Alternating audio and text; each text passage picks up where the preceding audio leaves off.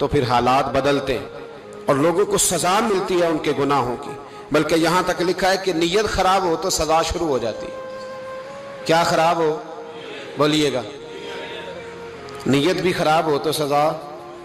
حضرت رومی کہتے ہیں کہ ایک بادشاہ کو پتہ چل گیا کہ ایک آدمی نے بڑا اچھا باغ لگایا ہے، خوبصورت باغ ہے، مالٹے کا، کنوں کا باغ، بڑا پیارا۔ بادشاہ نے کہا ذرا جا کے دیکھتا ہوں۔ بادشاہ سلامت باغ دیکھنے آئے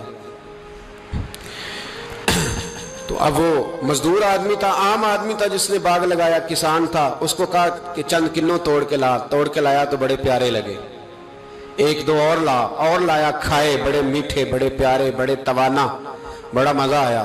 تو بادشاہ کے دل میں خیال آیا کہ اس پہ قبضہ نہ کر لوں باغ پہ۔ ہمارے ہاں نا کرائے پہ دکان دیتا نا مالک، تو جب کسی غریب کی چل جاتی ہے کہتا ہے تو خالی کر، میں نے خود ڈال لی ہے، چل گئی نا اس کی۔ حالانکہ رزق اپنے اپنے نصیب کا ہے، رزق اپنے اپنے نصیب کا ہے، جس کو اللہ تعالیٰ چاہتا ہے عطا کرتا ہے۔ تو اس کو کہا کہ اور توڑ کے لا، اور دل میں خیال ہے کہ یار اتنا اچھا باغ ہے، قبضہ کر لیتے ہیں، ہماری حکومتیں قبضہ کر لیتی ہیں کہ جو چیز اچھی لگ جائے۔ اب وہ کسان دو تین کنوں توڑ کے لایا، اس نے کھائے تو کھٹے نکلے، ترش تھے۔ کہنے لگا تجھے کیا ہو گیا ہے؟ تو بندہ بڑا صاحب دل تھا، کہنے لگا میں تو ٹھیک ہوں، آپ اپنی نیت سے پوچھیں کہیں خراب تو نہیں ہو گئی۔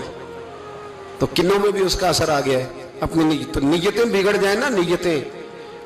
اب ایک بات کہنے لگا ہوں، غور سے سننا، جب تک دو بھائی اکٹھے کاروبار کرتے ہیں، نیت ہوتی ہے کہ ہمارا گھر چلے گا، تب تک اللہ برکت دیتا ہے۔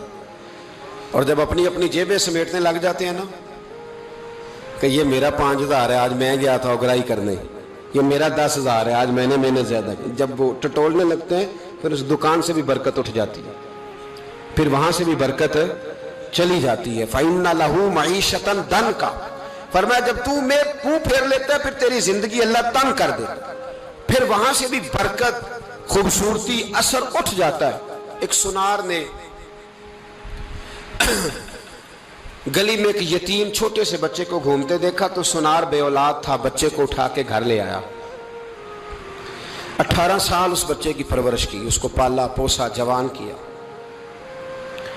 سنار کے پاس وہ دکان پہ چلا جاتا، وہ کئی دفعہ دکان پہ رہتا، کئی دفعہ گھر میں رہتا۔ ایک دفعہ وہ دکان پہ تھا، بچہ گھر تھا، 18 سال کا جوان، اس کی بیوی اکیلی تھی۔